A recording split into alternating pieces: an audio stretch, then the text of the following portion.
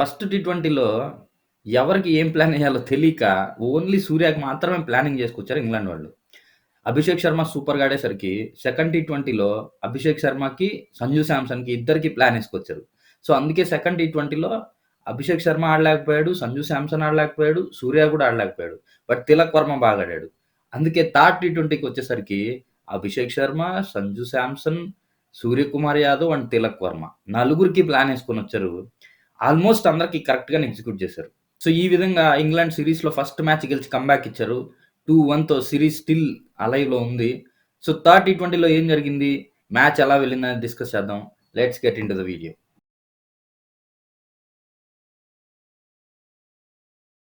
Hi friends, welcome to Crick stories. నా పేరు Ashok. So, ఇప్పుడు మనం థర్డ్ టీ20 గురించి డిస్కస్ చేసుకునే ముందు నేను ఆల్రెడీ చెప్పినట్లు ఫస్ట్ 2 టీ20లో ఇంగ్లాండ్ కరెక్ట్ ప్లాన్‌తో రాలేదు. ఫస్ట్ టీ20లో నార్మల్ మోడ్‌లోనే వచ్చారు. ఇండియా అటాకింగ్ చూసి షాక్ అయ్యి సెకండ్ టీ20లో అటాకింగ్ స్టార్ట్ చేశారు. బట్ అటాకింగ్ స్టార్ట్ చేసినప్పటికి ఇండియన్ స్పిన్‌కి కొంచెం ఇబ్బంది పడ్డారు కాబట్టి మ్యాచ్ గెలవలేకపోయారు లాస్ట్ వరకు వచ్చి. బట్ థర్డ్ టీ20కొచ్చేసరికి ఇండియన్ స్పిన్‌కి అగైన్ వాళ్ళు అంత బాగా ఆడలేకపోయారు. బట్ ఆ స్పిన్ వచ్చే ముందే మాక్సిమం స్కోర్ చేసేసారు. సో, నిన్న చూస్తే 5 ఓవర్స్ 50 కంప్లీట్ చేశారు. నియర్లీ 12 ఓవర్స్‌కే 100 కంప్లీట్ చేశారు. బట్ స్టిల్ లాస్ట్ 8 ఓవర్స్‌లో వాళ్ళు కొట్టింది అరౌండ్ 70 రన్స్ మాత్రమే. సో, ఇండియన్ స్పిన్ అగైన్ అద్భుతంగా వర్కౌట్ అయింది. అండ్ ఎస్పెషల్లీ ఫ్లాట్ పిచ్‌లో నిన్న వరుణ్ చక్రవర్తి చేసిన బౌలింగ్ మాత్రం one of the best bowling figures అనే చెప్పాలి. బికాస్ అసలు స్పిన్‌కే అనుకూలించని పిచ్‌లో అంత మంచి స్పిన్ ఏసి దట్ టూ 5 ఫర్ తీసుకున్నాడు. సో, it's a wonderful achievement. England third టీ20కి చాలా కాన్ఫిడెంట్‌గా, చాలా ప్లానింగ్‌తో వచ్చినట్టే కనిపిస్తుంది. బికాస్ సంజు శాంసన్‌కి ఏ ప్లానింగ్ అనేది మనకి సెకండ్ టీ20లోనే అర్థమైంది.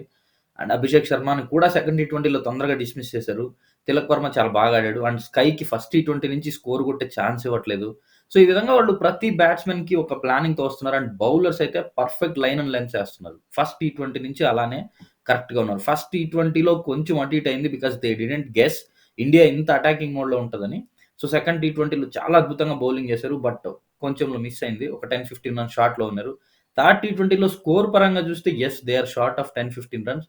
బట్ ఇండియన్ బౌలర్స్ చూపించినంత ఇంపాక్ట్, ఎఫెక్టివ్‌నెస్ ఇండియన్ బ్యాట్స్‌మెన్ చూపించలేకపోయారు. సో, దానివల్లే థర్డ్ టీ20లో ఇండియా ఓడిపోయింది. అండ్ వీటన్నిటికంటే ముందు ఒక చిన్న పాయింట్ ఏంటంటే, నిన్న ఎక్కడ ఇండియా గెలిచేస్తదో అని చాలామంది ఇండియన్ ఫాన్స్ కూడా కొంచెం డౌట్‌లో ఉన్నారు. బికాస్ నిన్న గెలిచేస్తే సీరీస్ అయిపోతది. సీరీస్ గెలిచేస్తారు. సో, నెక్స్ట్ 2 టీ20లు పెద్ద ఇంట్రెస్టింగ్‌గా ఉండవు. సో, ఈరోజు ఇంగ్లాండ్ గెలిస్తే బాగుండు. అట్‌లీస్ట్ సీరీస్ కొంచెం ఇంట్రెస్టింగ్ వస్తది. ఇన్ కేస్ నెక్స్ట్ టీ20 ఒకవేళ ఇండియా గెలిస్తే చాలు. India series గెలుస్తది. ఇంగ్లాండ్ ఒకటి గెలుస్తది. ఒక మ్యాచ్ అట్‌లీస్ట్ ఇంట్రెస్టింగ్‌గా ఉంటదనే ఒక చిన్న ఒపీనియన్‌తో చాలామంది ఆడియన్స్ ఉన్నట్లు నాకైతే అనిపించింది. స్టేడియంలో ఎండ్ ఆఫ్ ద డే మనం స్టేడియంలో కూర్చున్నప్పుడు అంత హ్యాపీగా ఉండలేం. ఇండియా మ్యాచ్ ఓడిపోతుంటే. But most of the people Indian cricket fans మనసులో కొంచెం ఇది పోయినా పర్లేదులే ఏముంది. నెక్స్ట్ టీ20 ఇంకా 2 ఉన్నాయి. రెండిట్లో ఒకటి గెలిచినా సిరీస్ మనదే గదా! అనే ఒక చిన్న ఇంటెన్షన్‌లో అయితే ఉన్నారనే అనిపించింది. సో, ఇంక మ్యాచ్‌లోకొస్తే టాస్ గెలిచి యాస్ యూజువల్ ఇండియా ఫీల్డింగ్ తీసుకునింది. లాస్ట్ 3 మ్యాచెస్‌లో ఇండియానే టాస్ గెలుస్తుంది. ఈ మ్యాచ్‌లో మేబీ ఇండియా ఫస్ట్ బ్యాటింగ్ తీసుకొనుంటే బాగుండేదేమో అనిపించింది. బికాస్ వెళ్ళే కొద్దీ ట్రాక్ కొంచెం స్లో అయినట్టు అనిపించింది. ఆర్ మేబీ ఇండియన్ బ్యాట్స్‌మెన్స్ అంత స్లో ఆడారా అంటే ఏమో. బట్ ఐ ఫీల్ ట్రాక్ కొంచెం స్లో అయింది. అందుకే స్లో బాల్స్ బాగా వర్కౌట్ అయ్యాయి. ఇండియన్ ప్లేయర్స్ షాట్స్ ఆడలేకపోయారు కరెక్ట్‌గా అనిపించింది. షమి ఫస్ట్ ఓవర్‌తోనే కమ్‌బ్యాక్ ఇచ్చినట్టే అనిపించింది. స్వింగ్ చాలా బాగా చేస్తున్నాడు బాల్‌ని. And as usual Shami mark out swingers, in swingers చాలా బాగా ట్రబుల్ చేసాడు బ్యాట్స్‌మెన్‌ని. బట్ వికెట్ అయితే లభించలేదు. అండ్ హార్దిక్ పాండ్యా కూడా నిన్న చాలా బాగా బౌలింగ్ చేసాడు. బ్యాటింగ్‌లో యెస్ కొంచెం క్రిటిసిజం అయితే వచ్చింది. బికాజ్ చాలా స్లోగా ఆడాడు. But he wanted to take deep the innings. But still ఎందుకో దాన్ని నిలబెట్టుకోలేకపోయాడు అట్ ద ఎండ్‌లో. ఇంగ్లాండ్ బౌలర్స్ అంత మంచి బాల్స్ ఏసారు. But and that too slow balls ఎక్కువగా ఇంపాక్ట్ చూపించాయి కాబట్టి హార్దిక్ పాండ్యా పికప్ చేసుకోలేకపోయాడు స్ట్రైక్ రేట్‌ని. బట్ హౌవెవర్ మంచి ఇన్నింగ్సే బికాస్ హార్దిక్ పాండ్యా తొందరగా ఔట్ అయ్యుంటే మేబీ మ్యాచ్ అక్కడి వరకు కూడా వెళ్ళకపోయుండొచ్చు. And England opener Phil Salt as usual తొందరగానే పెవిలియన్‌కి వెళ్ళిపోయాడు. ఇంకా బెన్ డకెట్ అయితే ఈసారి రిస్క్ తీసుకోలేదు. కనీసం ఒక 10 రన్స్ కొట్టే వరకు రిస్క్ తీసుకోకుండా బాల్ పిచ్ అండ్ లైన్స్ చూసుకొని అటాకింగ్ స్టార్ట్ చేసాడు. But once Ben Duckett attacking start చేశాక మనం ఆల్రెడీ చూసాం 20 బాల్స్‌కి అరౌండ్ 40+ రన్స్ అయితే స్కోర్ చేశాడు. హాఫ్ సెంచరీ దగ్గర కొంచెం స్లో అయింది. బికాస్ వరుణ్ చక్రవర్తి ఎంటర్ అయిన తర్వాత కొంచెం స్లో అయింది. బిష్నాయ్ ఏసిన ఓవర్‌ని బాగా కొట్టినప్పటికి వరుణ్ చక్రవర్తి వచ్చాక కొంచెం స్లో అవుతూ అక్షర్ పటేల్ కూడా చాలా బాగా కరెక్ట్ లైన్ అండ్ లెన్స్‌లో ఏసాడు కాబట్టి కొంచెం స్లో అవుతూ 50 కొట్టిన తర్వాత వికెట్స్ పడడం స్టార్ట్ అయ్యాయి. ఆల్మోస్ట్ 80 రన్స్‌కి ఒక వికెట్ ఉన్నది కాస్త అరౌండ్ 120 లోపే 6 వికెట్స్ పడ్డాయి. 6 or 5 wickets. But England depth కూడా చాలా బాగా ఆడుతున్నారు వాళ్ళు బ్యాటింగ్. సో, అదే విధంగా బ్రైడన్ కార్స్ గాని, స్మిత్ గాని ఆర్ ఓవర్టన్ గాని, లాస్ట్‌లో Adil Rashid, Mark Wood. So, basic score అయితే చేసెళ్తున్నారోళ్ళు. సో, దాని వల్లే అరౌండ్ 170 దాకా వచ్చారోళ్ళు. స్టార్టింగ్‌లో బట్లర్ అండ్ బెండగెట్ ఆడుతున్నప్పుడు ఈజీ 200 స్కోర్ అనిపించింది. బట్ ఇండియన్ బౌలర్స్ వండర్‌ఫుల్‌గా రెస్ట్రిక్ట్ చేశారు. But end of the day ఒక మీడియం చేజింగ్ టార్గెట్ అయితే ఇచ్చారు. రీజనబుల్ టార్గెట్ అనే చెప్పాలి దాన్ని. చేజింగ్ అంత కష్టము గాదు. బట్ అంత సులువుగా చేజ్ చేసే పరిస్థితులు లేవక్కడ. సో, అందుకే ఇండియన్ బ్యాట్స్‌మెన్ కొంచెం చూసుకొని ఆడుండాల్సింది. బట్ యాస్ యూజువల్ ఇంగ్లాండ్ ఒక అద్భుతమైన ప్లాన్‌తో వచ్చింది. సంజు శాంసన్‌కి short ball plus with speed. Same thing Sanju పాపం కష్టపడ్డాడు ఒక 2 ఓవర్‌లో. బట్ అగైన్ సేమ్ బాల్‌కే ఔట్ అయ్యాడు. అండ్ అభిషేక్ శర్మ ఉన్నంత సేపు మంచి షాట్స్ ఆడాడు. But bad luck. ఆ బాల్ కొంచెం హైట్ ఎక్కువ వెళ్ళింది. కరెక్ట్‌గా కనెక్ట్ అవ్వలేదు. అండ్ యాస్ యూజువల్ ఎందుకో ఫామ్‌లో లేడు. షాట్స్ కరెక్ట్‌గా సెలెక్ట్ చేసుకోవట్లేదు. సో, ఇండియన్ బ్యాట్స్‌మెన్స్‌లో చాలా మంది ఔట్ అయినయి చూస్తే ఖచ్చితంగా రాంగ్ షాట్ సెలక్షన్ అనే చెప్పాలి. సో, కూడా కొంచెం, కొంచెం కుదురుకున్నట్టు అనిపించే టైంకి ఔట్ అయ్యాడు. మేబీ ఇంకొంచెం స్లో ఆడి స్పిన్ వచ్చేదాకా వెయిట్ చేసుంటే బాగుండనిపించింది. తిలక్ వర్మ వికెట్ మాత్రం నిజంగా ఒక అద్భుతమైన బాల్ ఆదిల్ రషీద్ నుంచి. ఎంత స్లో అవుతుందంటే బాల్ ఎయిర్‌లోనే స్లో అవుతూ బాల్ స్టెప్ పడిన తర్వాత కిక్ అవుతుంది. సో, దాన్ని గెస్ చేయడం తిలక్ వర్మ ఔట్ అయ్యాకే బ్యాట్స్‌మెన్స్‌కి అర్థమైంది. బాల్ ఎయిర్‌లో స్లో అవుతుంది. తర్వాత టర్న్ అవుతుంది. సో, కొంచెం జాగ్రత్తగా ఆడాలని.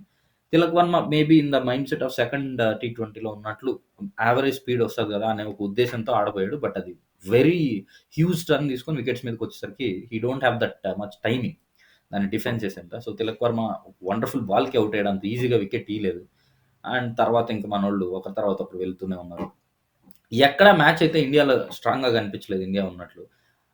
Match from the start to end England చేతుల్లోనే ఉంది. ఇంగ్లాండ్ దాన్ని నిలబెట్టుకుంది. ఈసారి ఆ ఛాన్స్ ఇవ్వకుండా ఒక బ్యాట్స్‌మన్‌కి కూడా. హార్దిక్ పాండ్యా సమ్ పార్ట్ కుదురుకున్నాడు అనిపించింది. బట్ ఇంగ్లాండ్ బౌలర్స్ చాలా డిసిప్లిన్‌తో బౌలింగ్ చేశారు. Wicket to wicket, slow balls, short pitch balls and correct field set. ఇవన్నీ కరెక్ట్‌గా చేసుకుంటూ వచ్చాడు Buttler from the right start to till the end. అందుకే సక్సెస్ అయితే చూసాడు. ఇండియన్ టీమ్‌కి కూడా ఈ ఓటమనేది కొంచెం లెర్నింగ్స్ ఇస్తుందనే అనుకుంటున్నాను. టీమ్ సెలక్షన్ దగ్గర నుంచి బ్యాటింగ్‌లోని షాట్ సెలక్షన్ వరకు చాలా జాగ్రత్తగా ఉండాలి.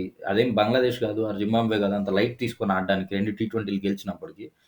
వి never know England maybe come back ఇంకో మ్యాచ్ గెలిచి 2-2 చేయొచ్చు. ఫైనల్ టీ20కెళ్ళొచ్చు డిసైడర్‌కి. So, you cannot take it light. So, ఖచ్చితంగా నెక్స్ట్ టీ20కొచ్చేసరికి పూణేలో అండ్ అక్కడ కూడా పిచ్ 2 రకాల పిచెస్ ఉన్నాయి. ఒకటి ఫాస్ట్ ఉంది. ఒకటి స్పిన్ ఉంది. సో, ఏ పిచ్ అనేది తీసుకోపోతారో మనకిప్పుడు తెలీదు. But hope for the best. ఇండియాకి మంచి బ్యాటింగ్ పిచ్చే వస్తదనుకుందాం. నెక్స్ట్ మ్యాచ్‌లో అయినా ఇండియా కమ్‌బ్యాక్ ఇచ్చి సీరీస్ కైవసం చేసుకుంటుందని కోరుకుందాం. అండ్ ఈ మ్యాచ్‌లో కొసమెరుపు చెప్పుకోవాలంటే సంజు శాంసన్ క్యాచ్, బట్లర్‌ది సంజు శాంసన్ పట్టిన క్యాచ్ నిజంగా ఇట్స్ వండర్‌ఫుల్ క్యాచ్. ఆహ్, ఆ క్యాచ్‌కి ఎంత అప్రిషియేషన్ వచ్చిందని మీరు లైవ్‌లో చూసుంటే కమెంటేటర్స్ నుంచి తెలిసుండేది. పీటర్సన్ గాని, సునీల్ గవాస్కర్ గాని, రవి శాస్త్రి గాని. నిజంగా ఒక రివర్స్ స్వీప్ ఆడుతున్నప్పుడు అంత కరెక్ట్‌గా, యాక్యురేట్‌గా క్యాచ్ పట్టుకోవడం. బట్ పట్టుకునింది చాలా కష్టమైన క్యాచ్. బట్ దాన్ని చాలా ఈజీగా పట్టుకున్నట్టు అనిపించడం. So, it's really a wonderful keeping Sanju Samson నుంచి. And after that Varun Chakravarthy fifer. It's kind of a disappointment. Because 2 సార్లు ఫైఫర్ తీసుకుంటే 2 సార్లు మ్యాచ్ ఓడిపోయింది. సౌత్ ఆఫ్రికా సీరీస్‌లో ఒక మ్యాచ్‌లో 5 వికెట్స్ తీసినప్పుడు మ్యాచ్ ఓడిపోయాం.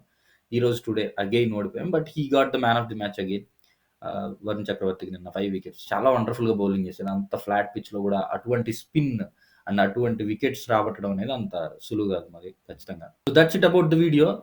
చూద్దాం థర్డ్ టీ20లో ఇండియా గెలిచి సీరీస్ కైవసం చేసుకుంటదా? లేదా ఇంగ్లాండ్ మళ్ళీ గెలిచి సీరీస్ డిసైడర్‌కెళ్తదా అనేది. మీరేమనుకుంటున్నారో కామెంట్స్‌లో చెప్పండి. Please like, share and subscribe to Crick stories.